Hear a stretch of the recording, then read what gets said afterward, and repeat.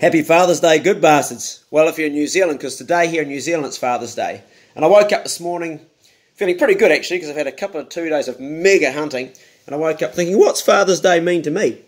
And I think of all the things us men achieve, whether we're building a house, building a boat, doing a painting, writing a song, making a video like this, our sporting events, our hunting and fishing, everything we do in our lives, I think the most important thing we'll ever do is be a father. And you don't have to have a child to be a father. You know, my son, Yona, I'm not his biological father. When I met his mum, she was pregnant, and even though she left me 3 years later for another woman, that's another story, but I still carried on being a dad right till he left home at 18, so I think that's the most important job you'll ever do. The whole fabric of society and our community around us revolves around you men being good bastards and raising good children, or helping children in our community. So there's a lot of people around in our community that do this, and I really hold them in high esteem. I think the most coolest people are like that. I got a text message from Lem Squire the other day saying, yeah, you're taking young Smash to the rugby. Pumas are playing All Blacks here in Nelson. Big test match. Going to be pretty cool. And has he got tickets? And checked with his mum. So his mum had actually bought tickets. So Lem got back and said, well, what about some other young fella? And I said, well, yeah, a young mushroom. He's got bugger all money. I mean, he's working himself and he's only 15. And so he's organising a couple of tickets, thinking about someone outside himself. And there's a bloke that's really bloody busy all the time, has his own life, hunting and rugby, and still taking time out to think about another young fella somewhere and making his day a bit better. So I'll be taking Mushroom to the rugby. Woo! Looking forward to it. It's going to be bloody awesome. Thanks, Liam. Gold star, good bastard.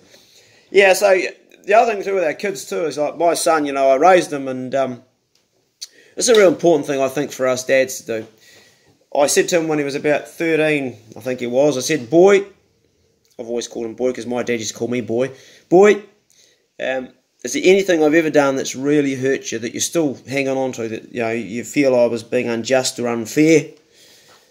And he said, well, actually, Dad, there is. There was this one time where you put your two fingers and you pushed them into my chest and you went, don't you do that. No, you said, you really scared me. And I said, well, that was shit of me to do that. I said, I shouldn't have done that to you. I'm your father. You know, I should have told you in a way that wasn't, you know, because you're only a small child back then, and he was only about like 5 or 6. I said, you know, that was wrong of me. I could have done that in such a less nasty way. And I don't believe in hitting your kids, but I do believe in really firm boundaries. And that's how I've raised my kids, with really firm boundaries. And you step out of that, you get in trouble. But to the point of installing fear in a child, I think it's wrong. I think it's wrong. I don't think we should install, same with our hunting dogs. You've got dogs that are working on fear all the time and cowering. You don't want that. You don't want to break the spirit of an animal. That's bullshit, you know. I think it is anyway. So I said to him, well, I'm sorry. Will you forgive me, son? You know, I shouldn't have done that. And gave him a hug, and he cried. I probably had a tear too. Probably blew a bubble out my nose. And I noticed after that day, you know, between us, there was a better feeling. I can't explain it, and I noticed he was much lighter, and he'd been holding on to that one little incident for his whole life. And if I hadn't been at that moment given that opportunity to, you know, to talk about it, he may have carried it right through his adult life. And I think that a lot of people do.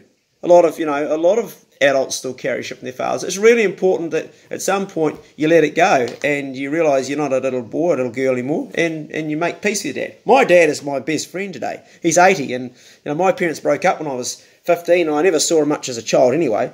And I made friends with him in my adult life as I got older. And yeah, I love you, Dad, and happy Father's Day too, by the way, if you're watching this.